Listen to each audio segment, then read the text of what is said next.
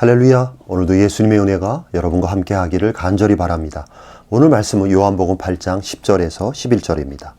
예수께서 일어나사 여자 외에 아무도 없는 것을 보시고 이르시되 여자여 너를 고발하던 그들이 어디 있느냐? 너를 정죄한 자가 없느냐? 대답하되 주여 없나이다.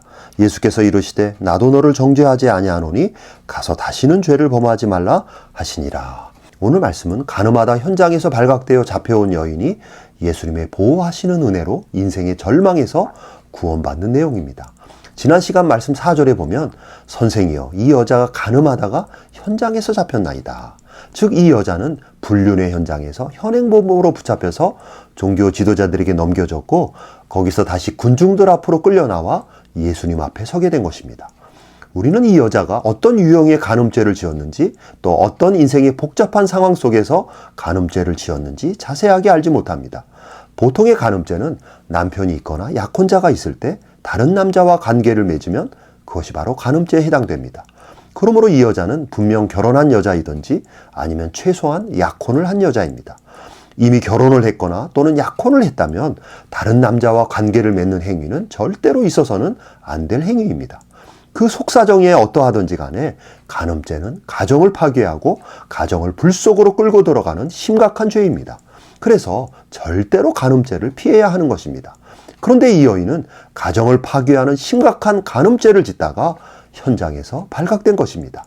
은밀하게 감추어진 죄가 모든 사람들 앞에 적나라하게 드러나게 되었습니다.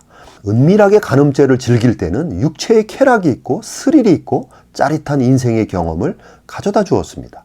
그래서 이 죄가 남편이나 다른 사람들에게 들키지만 않으면 좋겠다고 늘 생각합니다. 들키지 않고 드러나지 않는다면 언제까지나 이 간음죄를 즐기고 싶었습니다. 그러나 그러면서도 언제나 불안하고 사람들의 눈치를 보아야 했고 혹시나 남편이 알까, 혹시나 나의 이 은밀한 죄가 드러나지 않을까 노심초사하며 살아왔습니다. 들키지만 않으면 언젠가는 이 죄를 청산하고 들키지만 않으면 언젠가는 정상적인 생활을 해야지 그렇게 다짐하고 다짐하였습니다. 그래서 들키지 않고 드러나지 않고 무사히 넘어가기를 간절히 소원했습니다. 들키지 않는 것이 행운이고 들키지 않는 것이 축복이라고 생각했습니다. 들키면 불행이 닥치는 것이고 들키지 않으면 행운이 따르는 것이라고 생각했습니다. 그러나 결국 들키고 말았습니다. 들키는 정도가 아니라 종교 지도자들에게 끌려갔고 대중들 앞에 서게 되었습니다. 더 나아가 자신의 간음죄가 종교 지도자들과 예수님과의 싸움의 도구가 되었습니다.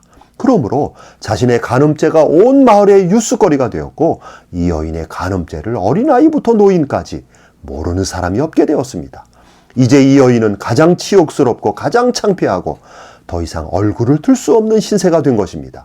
더 나아가 율법의 무서운 심판 앞에 돌에 맞아 죽을 수 있는 절망 앞에 서게 되었습니다. 염려하던 일이 이 여인에게 닥치게 되었습니다. 은밀한 죄가 만천하에 드러나게 되었습니다. 인생 최대의 불행이 닥치게 된 것입니다. 그런데 이 여인의 의지와는 상관없이 이 여인은 예수님 앞으로 끌려오게 되었습니다. 그리고 종교 지도자들이 예수님에게 자신의 죄에 대한 판결을 해보라고 아우성칩니다. 그리고 모든 군중들은 자신에게 돌을 던질 기세입니다. 그런데 놀라운 일이 일어났습니다. 예수님께서 너희 중에 죄 없는 자가 먼저 돌로 치라는 한마디 말씀을 하자 갑자기 분위기가 바뀌면서 험악했던 군중들의 심리가 점점 누그러지더니 한 사람 한 사람씩 사라지기 시작한 것입니다. 그리고 나중에는 한 사람도 남지 않고 오직 예수님과 자신만 남게 되었습니다. 그러자 예수님께서 여인에게 묻습니다. 10절에 보니까 여자여 너를 고발하던 그들이 어디 있느냐? 너를 정죄한 자가 없느냐? 그렇습니다. 거짓말처럼 자신을 정죄하며 자신에게 돌로 치려던 자들이 다 사라져버렸습니다. 예수님의 말 한마디로 신기하게 모든 정죄자들이 다 사라져버렸습니다. 이 여인은 정신을 차려보니까 예수님께서 자신을 위한 최고의 변호사가 되어주셨던 것입니다. 너희 중에 죄 없는 자가 먼저 돌로 치라는 그 한마디의 변호가 간음죄로 돌 맞아 죽어야 할 자신의 운명을 순식간에 바꿔놓은 것입니다. 너희 중에 죄 없는 자가 먼저 돌로 치라는 예수님의 변호로 인하여 모든 사람들이 이 여인을 향하여 정죄하려는 마음이 다 사라지게 된 것입니다.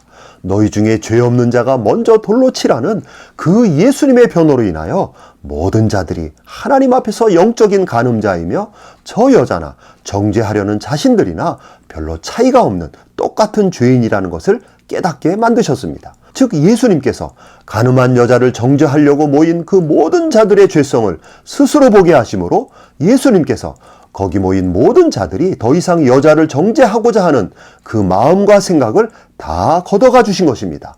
이 여인은 자신의 간음죄가 드러나므로 이제 자신의 인생은 끝났고 자신의 인생은 더럽게 재수 없고 운이 없으며 불행한 인생이라고 절망하고 있었을 때, 그러나 예상하지 못한 예수님으로 인하여 모든 정죄로부터 벗어나게 된 것입니다. 모든 정죄자들이 사라지는 놀라운 일이 생긴 것입니다. 더 나아가 11절에 보니까 예수님께서 나도 너를 정죄하지 않겠다라고 말씀하십니다. 율법의 수여자이시며 율법의 완성자이시며 또한 율법의 주인이신 예수님께서 이 여자를 정죄하지 않겠다고 선언해 주신 것입니다. 율법의 최종 판결자이신 예수님께서 이 간음한 여인을 모든 율법의 판결로부터 자유롭게 만들어 주셨습니다. 그런데 예수님께서 모든 율법의 정죄로부터 이 여인을 자유롭게 만들어 주신 이유는 예수님께서 이 여인의 모든 간음죄를 뒤집어 쓰시고 예수님이 대신 십자가에 달려 희생의 죽음을 당해 주시려는 바로 예수님의 의도이며 예수님의 마음이셨습니다. 즉 아무런 값없이 간음한 여자를 자유롭게 놓아주시는 것은 진짜로 아무런 값없이 놓아주시는 것이 아니라 사실은 예수님께서 이 여자가 저지른 간음죄에 대한 형벌을 예수님이 대신 뒤집어 쓰시고, 즉 예수님은 이 여인의 간음죄로 인한 형벌을 받으시고 그리고 이 여인에게는 자유를 선언해 주시는 것입니다. 그러니까 이 여인은 간음죄라고 하는 씻을 수 없는 현행법으로 붙잡혔지만 전혀 예기치 못하게 예수님을 만남으로 모든 정죄자로부터 벗어나게 되었고 모든 율법의 정죄로부터 해방되는 놀라운 은혜를 경험하게 된 것입니다. 결국 이 여인은 자신의 죄가 만천하에 드러나는 것이 불행이 아니라 축복의 과정이 되었습니다. 죄악 중에 예수님을 만남으로 구원을 경험하는 복된 인생이 되었습니다. 오늘도 이 말씀을 경청하는 여러분에게도 예수님의 이러한 보호하심의 은혜가 임하기를 간절히 바랍니다. 아멘.